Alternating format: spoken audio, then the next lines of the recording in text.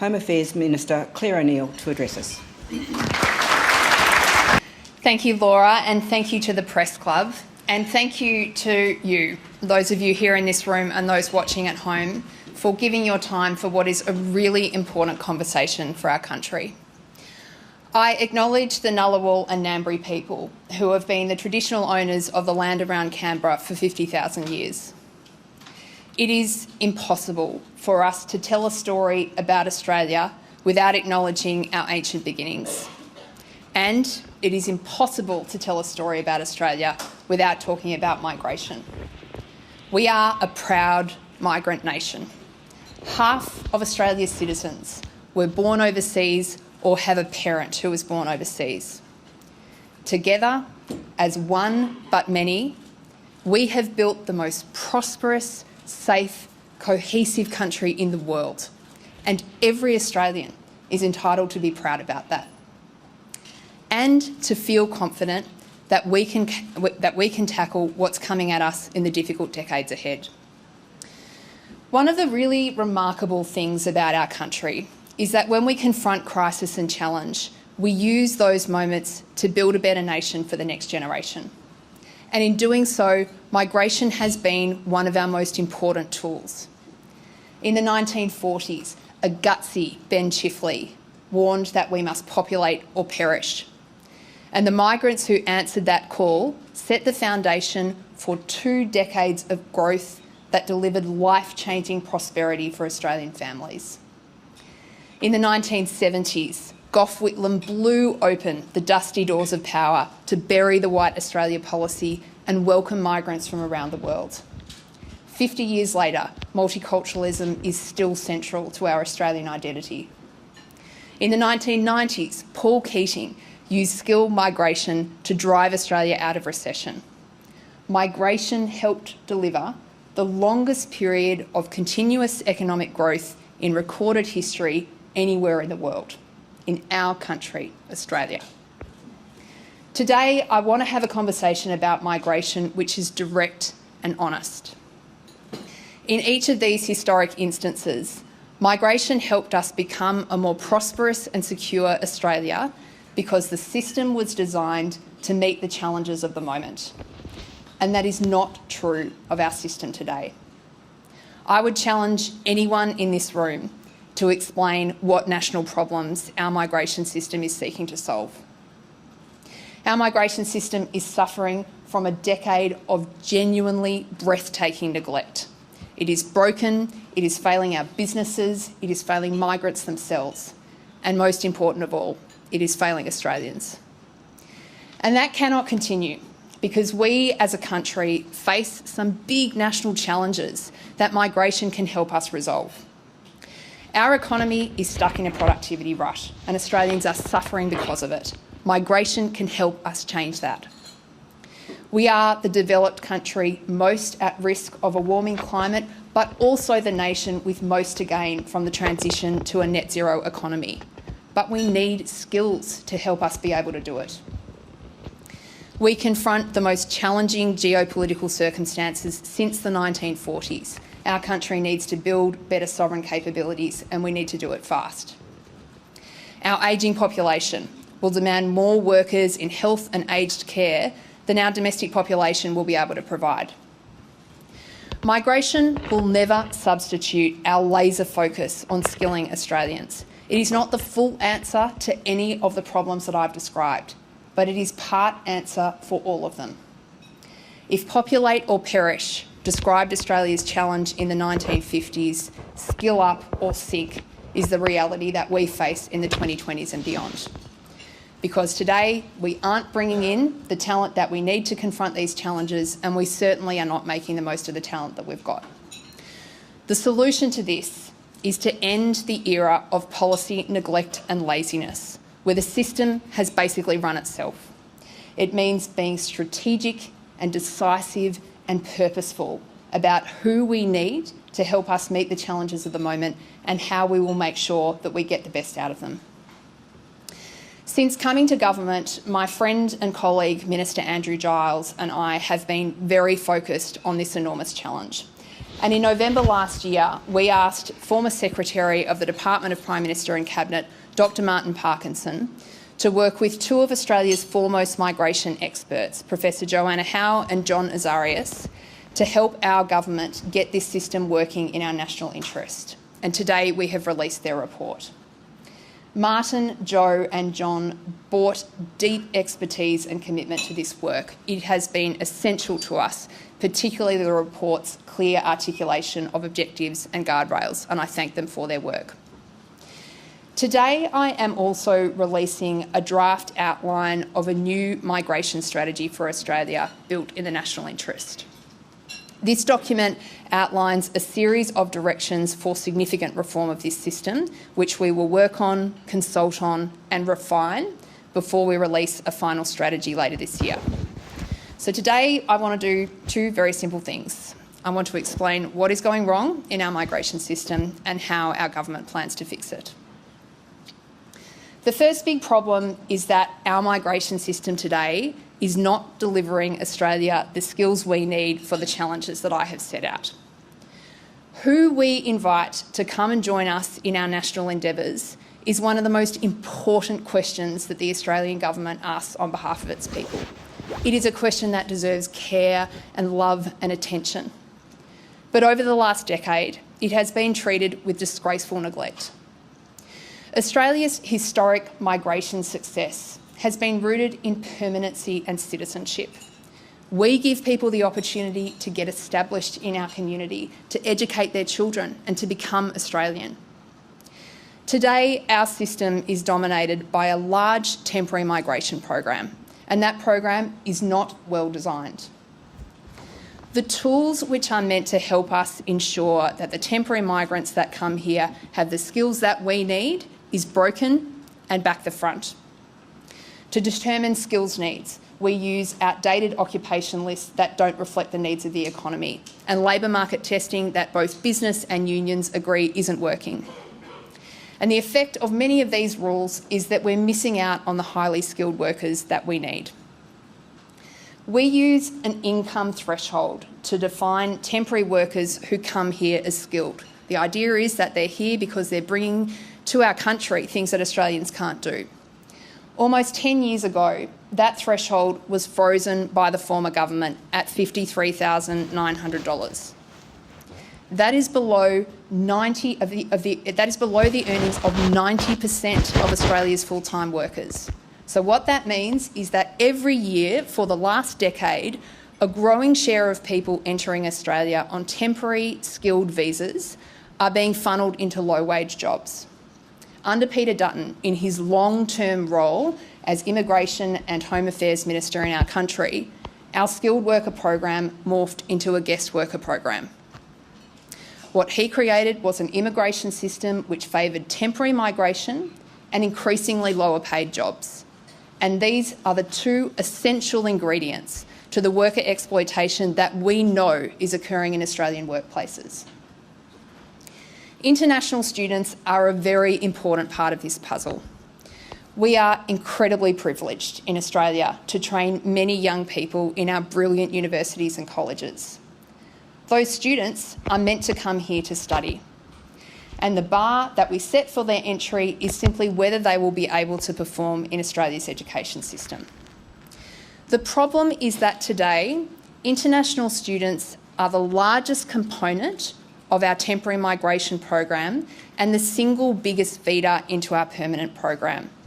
More than half of the people who received a permanent skilled visa under our current system arrived in Australia initially as an international student. The links between our temporary and permanent migration programs aren't working.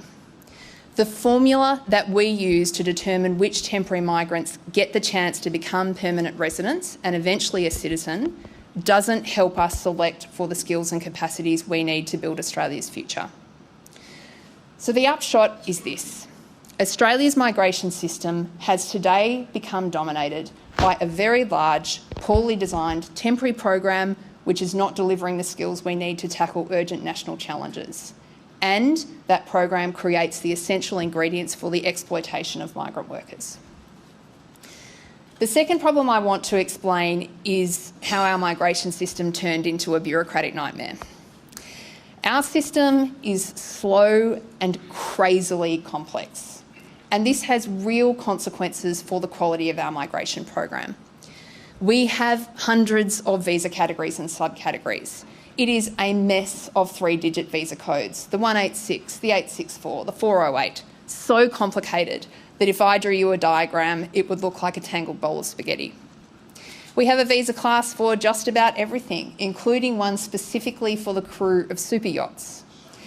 And we add to that more than 1,300 separate labour agreements, tailoring these visas to specific circumstances. We add rigid occupation lists which are incapable of adjusting fast enough, especially for growing industries like the tech sector, and an achingly slow process to recognise skills and qualifications earned in other country. And what you get is a system that is heaving with rules, forms and bureaucracy. Large businesses that have massive HR departments find the migration system impossible to navigate, and small businesses have got Buckley's chance of being able to use it to fill a skills gap. For migrants, the consequence is paying exorbitant fees to migration agents just so they can navigate the system. And these problems are much more than just an irritation. Remember that other developed countries are competing for the same migrants that we need here in Australia, for aged care nurses, for engineers, for tech experts. The complexity and delay can put them off Australia altogether. Professor Brian Schmidt is the Vice-Chancellor of Australian National University and one of the finest minds of his generation. He came to Australia in the 1990s and he was granted a visa in 4 days. Today's world-leading young astrophysicist would wait many months just to get an answer out of our current system, and that's if she or he were lucky and could find their occupation on the rigid skills list. So we can probably assume that today's Brian Schmidt would take their Nobel Prize and move to Canada instead. And that is a national tragedy, that because of our migration system, this is probably happening to us all the time. Our migration program is also failing once migrants have arrived in Australia. Worker exploitation hurts our migrants and it hurts Australians. It is completely contrary to Australian values, and I do not know a single person who would defend it. And yet, we all know this is happening. So going forward, we need to design out the opportunity from this system to exploit migrants as much as we can. I said up front that our migration program was unstrategic and unplanned, and there is no better example of that than in our housing market.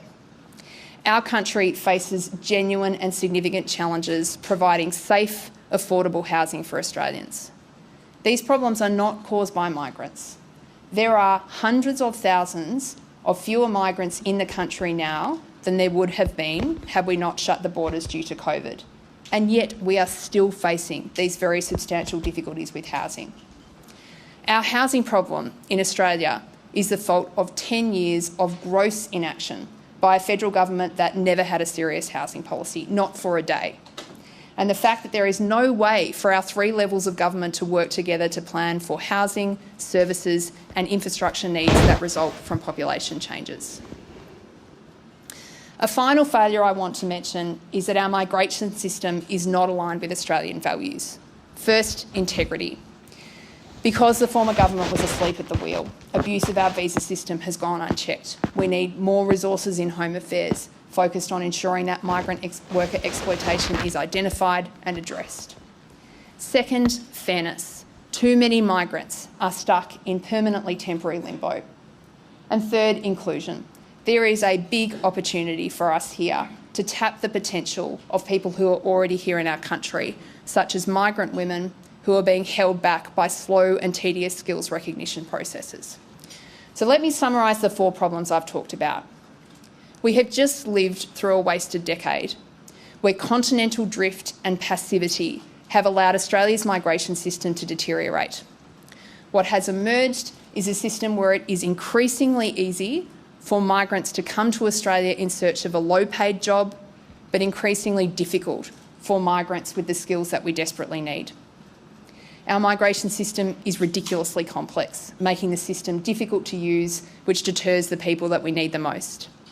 We're not doing enough to plan for and look after migrants when they arrive, and we need to restore Australian values to the heart of this system. We've been in government now for almost a year, and in that time we have made enormous progress on some of the most acute problems facing this system. Minister Andrew Giles has done absolutely tremendous work dramatically reducing the 1 million long visa backlog. Healthcare workers are now getting their visas processed in one day. We are changing the culture and dynamic in our department, giving more resources to this part of Home Affairs and bringing migration right back into the centre of what we do. Business and unions welcomed a larger permanent skilled migration program last year to help us deal with what was the worst labour shortage that we have experienced since the Second World War. That included 34,000 skilled migrants that settled in our regions where there are particular shortages. In February, we delivered on an election commitment to provide permanent visa pathways for approximately 20,000 existing temporary protection visa and safe haven enterprise visa. There is a big opportunity for us here to tap the potential of people who are already here in our country, such as migrant women who are being held back by slow and tedious skills recognition processes. So let me summarise the 4 problems I've talked about. We have just lived through a wasted decade where continental drift and passivity have allowed Australia's migration system to deteriorate. What has emerged is a system where it is increasingly easy for migrants to come to Australia in search of a low-paid job, but increasingly difficult for migrants with the skills that we desperately need.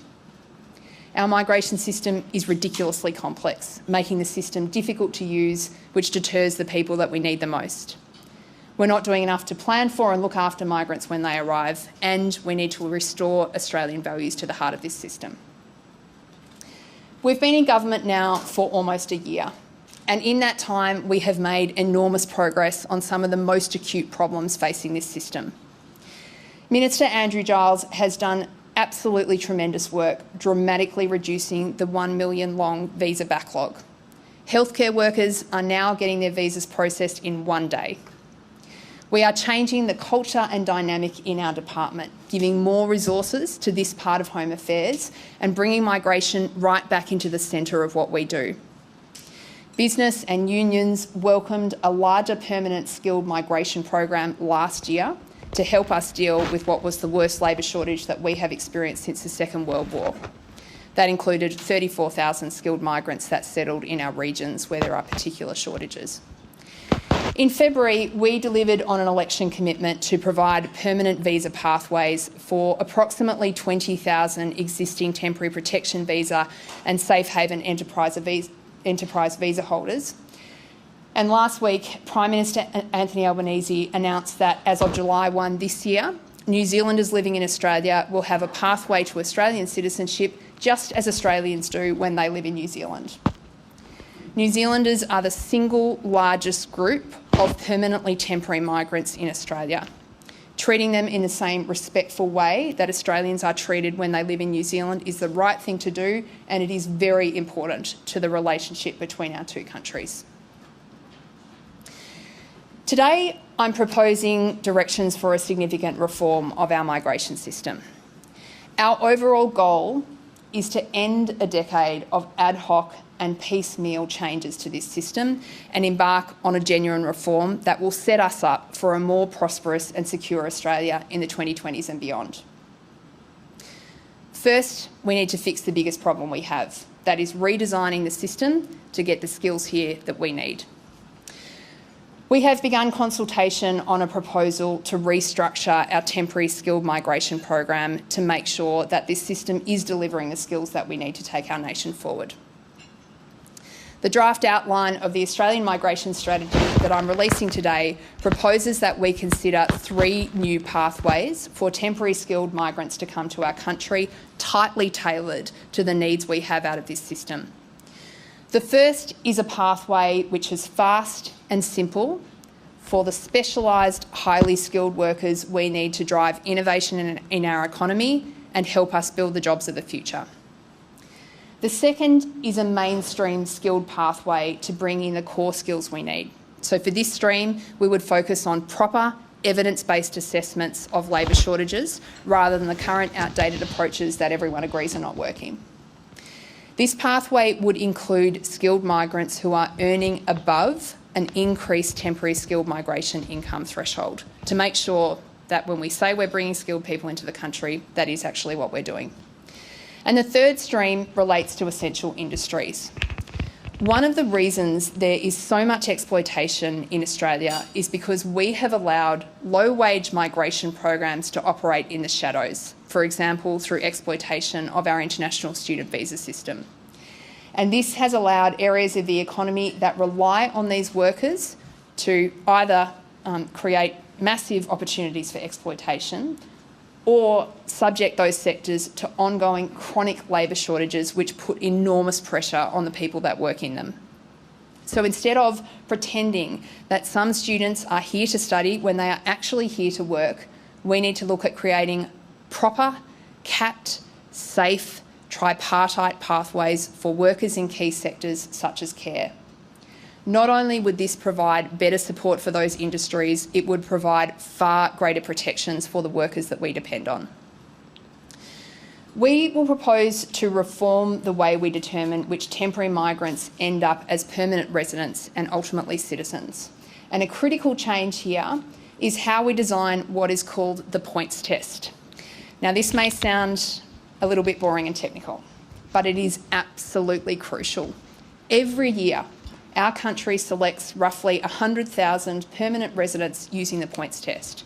By 2050, it is possible that we will have millions of additional people here who have been selected using this test, but the current test is not working properly. The bar is set too low, and today the points test rewards persistence, not the skills we need for Australia's future. Getting that points test right could add tens of billions of dollars to the federal budget over the coming decades and make a real difference to economic growth in our country. And Australia needs to enter the competition for global talent. We need to make a big switch in our thinking, from the passivity that drives the system today to active engagement with the people we think can help build our country's future. We propose creating a new area in the Home Affairs Department, which will work with the new Jobs and Skills Australia body that has been established by our government to help identify skills needs in Australia's economy. And under this proposal, we would go out into the world and find the migrants that Australia needs and talk to them about joining us in our national journey. I've spoken a little bit about the terrible complexity in this current system. And one thing we absolutely do not need is more forms and bureaucracy. We need a proper data-driven approach to migration that will help us do away with a lot of the red tape that's in the system at the moment. Under the proposed pathway, Jobs and Skills Australia, which is a body that our government has set up, will be given a formal role in our migration system for the first time. So working with clear guidance and input from both business and unions, Jobs and Skills Australia will use facts and data to prove out where labour shortages exist. And Jobs and Skills Australia will help us properly integrate the jobs market, our training and education systems and our migration system for the very first time, so that when we face these labour shortages as a country, there's actually a cohesive approach to thinking about how we will get the skills we need. Our migration system should never be a substitute for skilling local workers, but it can complement Australian workers, and Jobs and Skills Australia can make sure that we do this properly. Part of our work will also be simplifying our visa system with the aim to strongly reduce the number of visa categories. There is just no need for things to be this complicated. I've spoken a bit about how we will change our migration system to ensure that we are getting the people here that we need. But we also need to make sure that we're getting the right outcomes for migrants and for Australians on the ground. And part of this will involve much closer collaboration with the states. While the federal government controls our migration settings, a real partnership with states and territories is going to be crucial to us getting this system right. And the fact that there is actually no genuine mechanism at the moment for us to plan for population changes as a country is a bit startling.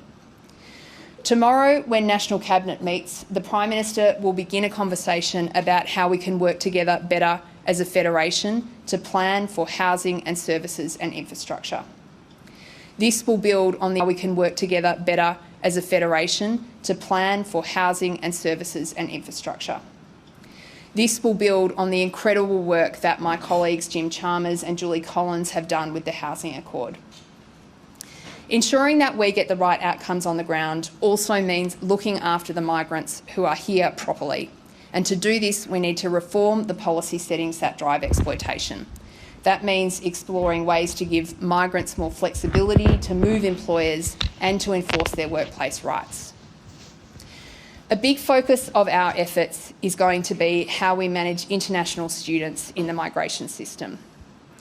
We want to ensure that high-performing students with the skills we need are given a proper chance to stay in Australia.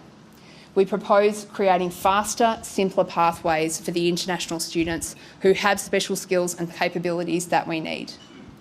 But we also need to make sure that our international student system has integrity. So working with my colleagues, Ministers Brendan O'Connor and Jason Clare, we are looking at tightening the requirements for international students studying in Australia to ensure that students who are here are actually here to study. Strengthening how the international student system and the migration systems interact will be a very substantial piece of work that we will share more information on in the coming months. Finally, a big change we need to make is to restore Australian values to the heart of this system. And I want to talk quickly about three of those values. So the first is integrity. Without integrity, we will lose public confidence in this system. We can guarantee that. And we can strengthen integrity by improving post-arrival monitoring and enforcement of wages and conditions to make sure that we detect and prevent exploitation. And it will mean better regulation of migration agents. The second is fairness. Fundamentally, this is about ending permanent temporariness and making sure that migrant workers can exercise their rights. As I mentioned earlier, we've done a lot of work already on this, really clearing two of the largest caseloads in that big permanently temporary backlog. But we need to make sure that this doesn't happen in the future. So we need to avoid policies and conditions that essentially give rise to people moving just from visa to visa to visa and never understanding really whether they'll get that chance to stay in Australia. So that means clearer pathways for the skilled workers we need, but also clarity for the migrants that have less of a chance of becoming a permanent resident over time. And the third value is inclusion. And we can do this by improving and streamlining skills recognition to help more migrants, including those secondary applicants, those partners of the primary migrant, to enter the labour market at a level that matches their qualification. Our government is today making a commitment and proposing a pathway to fixing Australia's migration system. And we're not just proposing a pathway and a plan. We're going to put a down payment on the system that we want to build by taking a first set of actions in the federal budget. And I want to announce two of those actions today. First, as of July 1, the temporary skilled migration income threshold, also known as the TSMIT, will increase from $53,900 to $70,000. This is the first increase in TSMIT in a decade, and it is a big deal. The Grattan Institute calls $70,000 the Goldilocks threshold. We call it essential to ensuring this program is what it says it is, a skilled worker program, not a guest worker program. Second, I can announce that as of the end of 2023, the end of this year, all skilled temporary workers will have a pathway to permanent residency. This does not mean an expansion of our capped program. It does not mean more people. It simply means that a group of temporary workers who have been denied even the opportunity to apply for permanent residency will be able to do so. We actually want, as a country, to increase competition for those precious permanent residency places, and we don't want to leave more workers in limbo, simply bouncing from visa to visa with no end in sight. These two changes show we're serious about the reform agenda ahead. And I hope that as I finish up today, you have a clear sense of what a new migration system for our country would look like. I've spoken a lot about what's going wrong with Australia's migration system today, and there are many, many problems. But what I am genuinely much more excited about is the big opportunity. We have every reason to be optimistic about our country's future and every reason to believe that our migration system can help us deliver a more secure and prosperous Australia, as it has done for us so many times in the past. We are a truly great country with a fundamentally broken migration system. So just imagine what we will be able to achieve when we get this powerful engine working again in the national interest. If we could talk about that huge swing instrument, shall we say, of international students. Can you explain for people who don't know how the system works, if you're an international student at the moment, what do you have to do to transfer to being in this skilled migrant program? And at what point does that income threshold, where does that sort of come into play? How is your proposal for a change going to change the number of students who effectively are staying on in Australia? Yeah. That's a long one, Laura. I'll try to keep it as short as I can. Yes, I am. I'm setting a bad example. Could I say firstly, our international education market is incredibly important to our economy. It's actually just important to the education system that we run in our country. This is our fourth largest export, and it's one that we're very proud of. What we want to make sure, and I know the university sector and the training sector are with me here, we've got to make sure this is a system with integrity. Otherwise, we degrade not only the experience of students here, but actually our reputation around the region and internationally. So it's really important that we get this right. So some of the problems that I talked about, I'll just recap a little bit. So I think the first issue is that we are assessing international students based on whether we think that they will be able to essentially survive in Australia's education system. So it is quite a low bar to set, appropriately, because they're here to learn and we want to help them build their skills. The issue is that this has become the dominant feeder into our permanent program. So we've set a low bar. We have a broken test that converts someone from a temporary to a permanent migrant, and this is basically part of the dynamic that's a bit broken at the moment. So you asked about the income threshold that I mentioned. So this will be very relevant because at the moment you can transition onto a temporary skilled visa off a student visa if you're earning $53,900 a year, which, as I explained, is a lower income than 90% of Australia's full-time workers when this is meant to be a skilled program. So by lifting the TISMET, we are restoring significantly the integrity of this skilled worker program and making sure that the people who are here are actually going to be in our workplaces helping lift the productivity and the capacity of Australian workers. Sarah Eisen. Sarah Eisen from The Australian. The care industry has been a big focus of your speech today, which makes sense, of course. There's a lot of challenges, particularly in aged care. Is there anything in the very near term that you will do, that you plan to do, to make it easier for migrants to work in aged care and ensure more migrants are coming, given that by the middle of this year we have that quite large goal to have the 24/7 nursing that a lot of centres are very concerned about? Are you going to do anything before then? Is anything going to change before then to really address those concerns? Yeah, okay, thank you, Sarah. So firstly, critically important problem for the country. We have the oldest of the baby boomer generation, this largest ever of Australian generations, just starting to access aged care supports in our country, and we are already struggling greatly to provide workers. A big part of the puzzle here, if I can just mention, is the low pay of aged care workers, and that is something that the Fair Work Commission has acted on and our government is addressing. I think even if we do everything around pay and conditions, we are still going to have a shortfall of workers in this sector, and that's why your question is so important. So the short answer to what you've asked, are we doing anything about it before we do the big fix? The answer is yes, and I'll let Andrew Giles speak a little bit more about that in the coming weeks. But I think what's really important here is not just thinking about this as a short-term problem. We have a structural issue of workers in our care sector, and one of the reasons that I've talked about restructuring our temporary skilled program is that we need to provide a long-term solution for this, not just see people come in on ad hoc labour agreements and that sort of thing, which is not really going to address this underlying problem for the country. Thank you. Angus Thompson. Minister, thank you. Angus Thompson from the Sydney Morning Herald and The Age. Can you explain why the government hasn't raised the TISMIT to above 90,000, given that's what the ACTU has called for, and even I think the BCA have called for a figure in that range as well? Yeah, okay, so that's not quite right. So the BCA, the figure was substantially lower than 70,000. So I think that's why the Grattan Institute calls this the Goldilocks threshold. It's just about right. You're right, there were advocates in the discussion calling for a significantly higher TISMIT, and if I can just explain why 70,000 is the right answer for us. So firstly, 70,000 is what the rate would have been had it not been frozen back at the 2013 rate. So essentially it would have just tracked up to around 70,000. But the other thing that's really important here is that a lot of skilled workers who are coming to our country are quite a bit younger.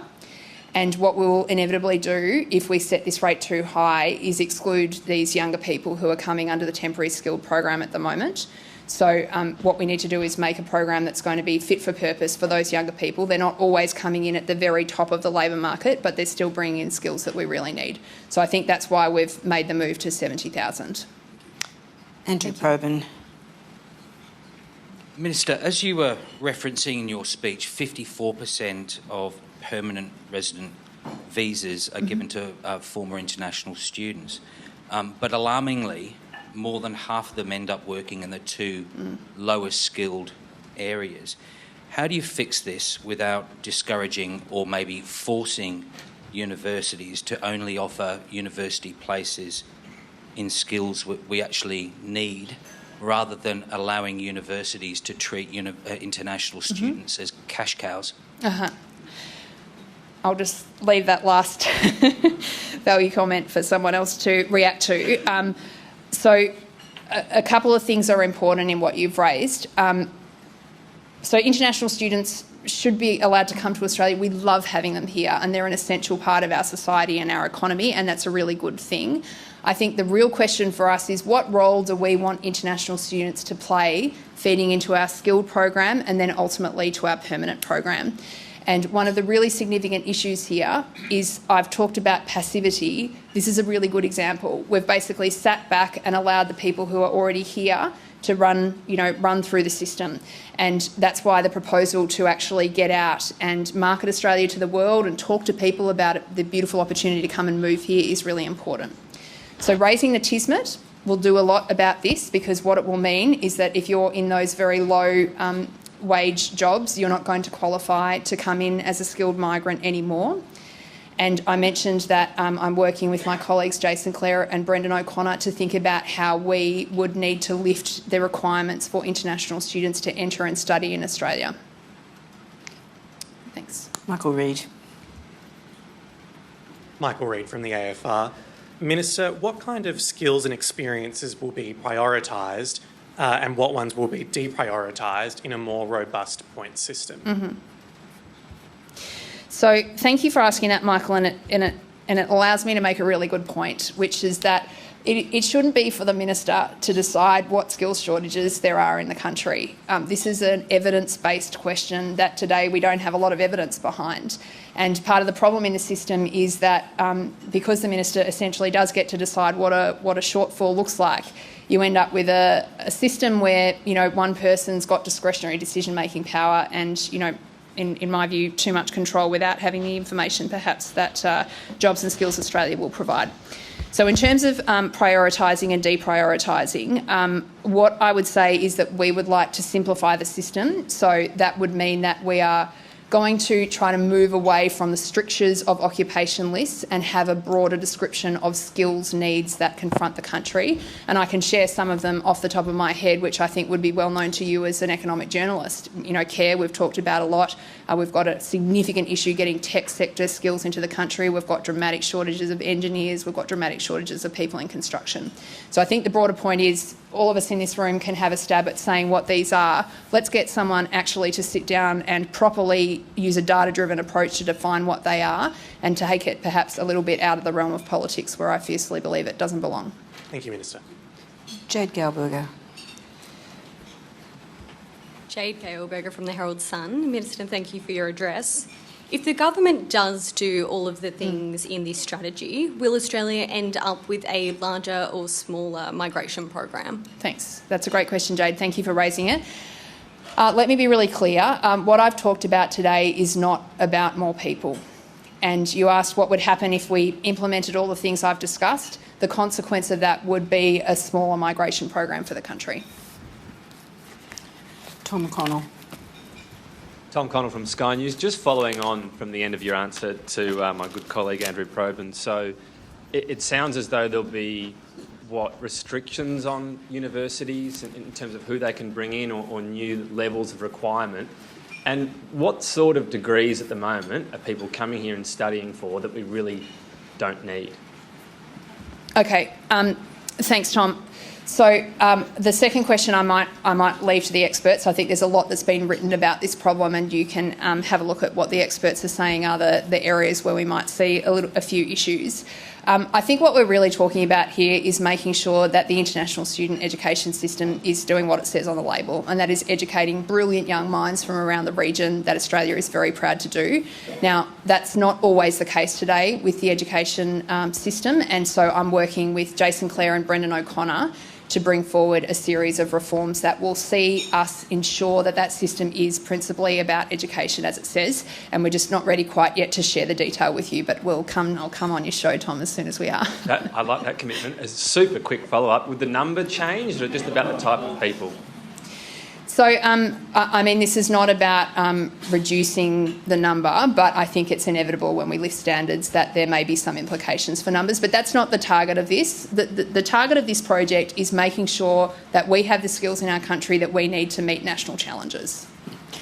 Charles Croucher. Charles Croucher from Nine, Minister. You've spoken about the need for increased monitoring, increased education, increased enforcement.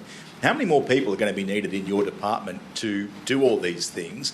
And given the exploitation going on, does there need to be increased punishments or new legislation to prevent what's clearly abhorrent? Yeah, great. Thank you, Charles. Really, really important questions. My colleague Andrew Giles is going to have a lot more to say about this in the coming weeks, so I might leave those details to him. But I would just say that we have come into government with a really fierce commitment to addressing some of these issues. We should not see worker exploitation in a country like Australia. There is no country in the world where the values are more betrayed by this practice. And so I'll allow Minister Giles to share some details with you in the coming weeks, but the commitment is real. Finn McHugh. Finn McHugh, SBS News. Minister, thanks for your speech. On a different topic, a couple of months ago you took the quite unusual step of naming Iran as the country behind a foreign interference plot in Australia, as what you said was the beginning of an open conversation on foreign interference. The speech noticeably didn't mention China at a time that your government's obviously seeking to unthaw relations. I'm wondering if those two things are linked, and going forward when it comes to naming and shaming, how much will you factor in things like trade and bilateral relations? Thank you. The speech didn't mention China because it was a speech about Iran, so I hope that's clear. If you look at the speech, it's actually quite specifically about issues facing our Iranian community here in Australia, which are very real. What I would say is that the discussion about foreign interference, in my view, was widely politicised by the former government to the detriment of the lives of diaspora communities in our country, which are very important.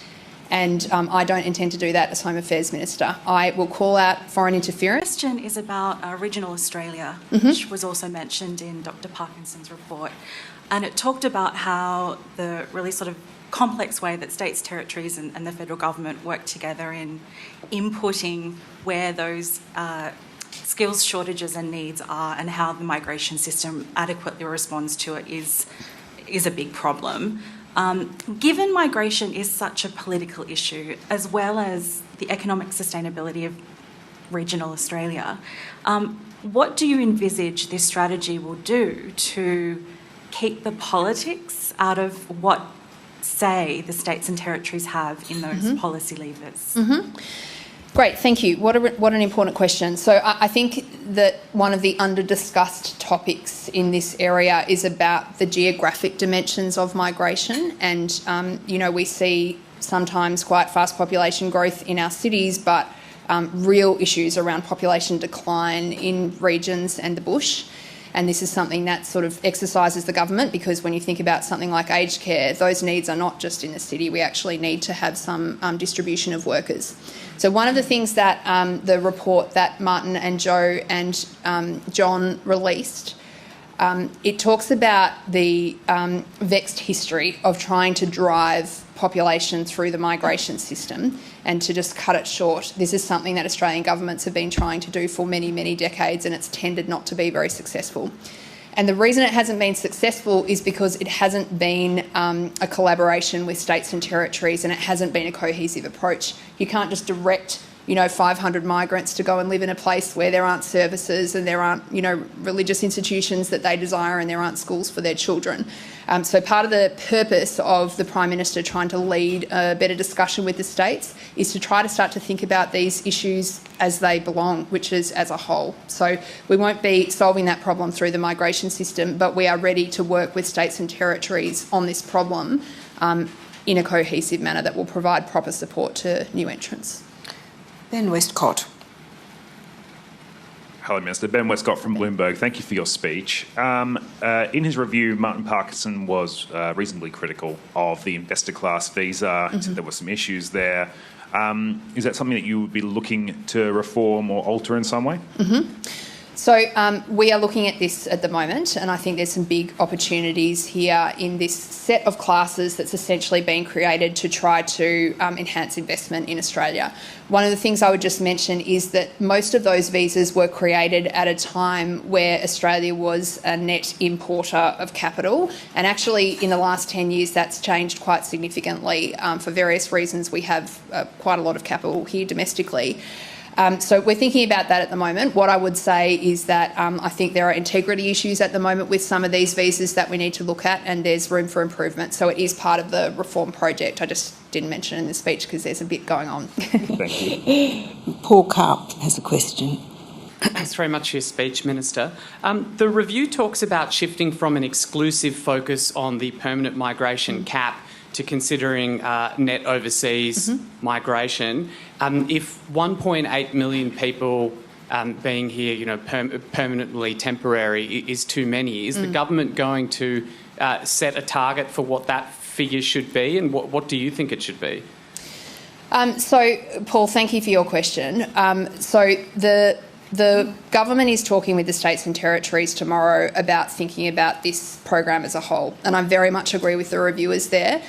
Laura, you mentioned in your opening that there's virtually obsessive focus on the number of permanent visa holders that we grant each year, while all the while we've got people coming and going that aren't sort of accounted for or thought about or talked about. And I think that will change. I do think that will change as a consequence of this.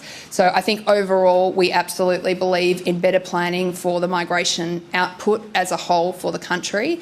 And that's why the Prime Minister is trying to work better with the states and territories to think about how we are going to plan for whatever the numbers are. And just in terms of your question about what's desirable, for me, quantity is not the really important question here. I think most of the migration debates that I've observed as an Australian have become virtually obsessed with big Australia or small Australia, and you've got to push yourself into one of those dichotomies. I think inevitably the size of this program does depend a little bit on the circumstances of the moment. In COVID, it was right to shut the borders and our migration rate was effectively zero. Coming out of COVID, we are playing a bit of catch-up. We've got serious labour shortages, and it's probably inevitable that we will run a slightly larger migration program over time. My desire is to see that program tightened and potentially smaller into the medium term, and most of the proposals that I've talked about today will assist us in doing that. Sarah Basford-Canales. Thank you, Minister. Sarah Basford-Canales from the Canberra Times. You touched on the bureaucratic nightmare that migrants have to face in order to get to Australia. It's obviously one of the first things they really see about Australia. The review heavily criticises the Home Affairs Department's IT systems, calling them cumbersome, overly complex, and the result of successive governments trying to fix these solutions with Big Bang approaches. So with that in mind, how will the federal government fix the years-long issue if Big Bang solutions haven't worked in the past? Thank you. And this is really, really central. I really want people to understand how much the administration of this system is actually creating poor outcomes for the country, and the IT system is one of those. I have sat with visa processes in the Home Affairs Department, and honestly, like, hats off to these people. They are working between 4 or 5 different computer programs, cutting and pasting things, retyping things. Like, you would not believe the state of this IT. It is a real issue. Something that the report talked about was the fact that attempts have been made to deal with this IT problem before we've actually defined what the migration system should look like, and that's not very smart. We need to deal with the reform exercise first. There will be an IT project that comes out of this, whether it's small or large. I'm not sure about that yet. But I think the most important thing for us right now is, what do we want our migration system to achieve? How do we establish that in public policy? And then we think about the IT that will ultimately need to back that up. Thank you. Brandon Howe. Hi, Minister. Brandon Howe from innovationoz.com. Just to follow up on the question on the ICT systems, I was just wondering if you could provide a bit more detail on why the government axed the most recent attempt to reform the Permission's capability back in August 2022, and are you able to give a timeline on when we could see the next ICT project? Yeah, well, we axed the Permission's capability because the project was a disaster, and so it did need to not proceed, if I can try to be polite about that. Not very successfully, obviously. So that's sort of done and dealt with. We're moving forward now. As I said, we need to solve the policy question first. The reason that we have had basically endless attempts to digitise this system that haven't quite worked is because no one's done the hard thinking yet about what we want our migration system to achieve and what such a system would look like. Then we think about the processes that sit underneath that. So it's a sequencing exercise, and we are trying to break off this big chunk first, which is asking the difficult question: what do we want this system to achieve, and how are we going to make it do it? Do you have an indication of how long that process might take? Not at this stage, no. Julie Hare. Hi, Julie Hare from the Australian Financial Review. Thank you for your speech. My question also goes to international students. You say that you want to ensure that the students who come here are actually here to study. They have to sign a genuine student test at the moment, but everyone knows it's a farce. Your strategy actually talks about IELTS, the English language testing, and whether the thresholds are high enough. And I'm just also wondering, you talk about the better regulation of migration agents. Yeah. Does that also deal better regulation of education agents? I guess my point is to the point that while you talk about exploitation of international students, there is also exploitation here, especially among education agents of international students on shore and their intentions of coming here. And so that means you're going to have to manage who comes in the front door better. So could you just explain to me how that's going to happen? Yep, sure. So you raise a really important point, and for a lot of people who don't know this system particularly well, there's a set of migration agents who are helping people navigate our migration system, and then there are education agents who are trying to connect students from around the world into our education system. I think there are some issues with both of the ways that those groups are managed, and we are looking at that as part of this project with Brendan O'Connor and Jason Clare. One of the things that's really important to me, and I know to them, is that we don't, convey only negativity about this sector. This is a hugely important thing for our country. We should be so proud of what is happening in international education in our country, and fixing these integrity issues will help us bolster what's working at the moment.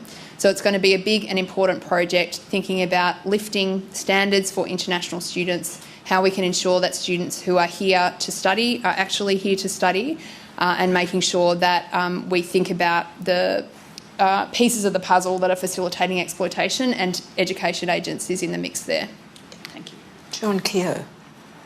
Thanks. John Keogh from the Financial Review, Minister. With the new higher $70,000 TISMIT, will it be indexed annually, and if so, what will be indexed to, and what will happen to the people currently earning, say, around $53,900? Are they going to have to get a nice big $16,000 pay rise to stay here, or will be some sort of grandfathering arrangement for them? Yep, so the grandfathering arrangement will be when their visa expires and they have to apply for a new visa, and that visa will have an income threshold of $70,000. Sorry, what was your first question, John? Indexing? Will be yeah, so we haven't decided to index at this stage, but this is in the discussion of the broader sort of package of measures about how we think about that temporary program. We've got a lot of decisions to make about the temporary skilled migration program. We are proposing this 3-tiered model it's a very big thing for the country to do a pretty significant transformation compared to what's there at the moment. So we need to look at long-term the role of TISMET in that whole conversation under a new system. Mandy Lee. Dear Minister, so you didn't mention about the business investment visa. So my question is that, so will the business investment visa subclass 1HH-ABC be removed in the future? And also for the existing business investment visa applicants, so will you consider to speed the processing time in the next financial year? Thank you so much. So for those of you that aren't as attuned to this policy subject, the business investment visas is part of this broader class with the significant investor visa, which was designed to bring capital and entrepreneurs to our country. And there are some quite on the record sort of significant issues with those. We haven't said that we will abolish those programs. What we have said is that they do need a radical restructure as part of the work that we are doing. And I think this needs to be folded into the broader conversation about highly skilled people who we see as creating the jobs of the future for Australians and how we manage them in our migration system. So it's not just about what's called BIP and CIV. This is just the world of acronyms that I live in. It's not just about BIP and CIV, it's about the whole question of that, really kind of drivers of economic growth and how we should think about bringing those people into our country. Okay, thank you. Thanks. Anna Henderson. Anna Henderson from SBS and NITV. Minister, in relation to the Pacific labour migration part of this review, there's a concern raised about some Pacific governments that are worried that communities will be emptied of prime age workers. I'm quoting from the report there, across all skill levels. What is our ethical obligation to our Pacific partners to not allow that to happen? Yeah, so it's big and it's important. The Pacific scheme is something that we as a country conduct because it's beneficial to our country but also to Pacific Island nations.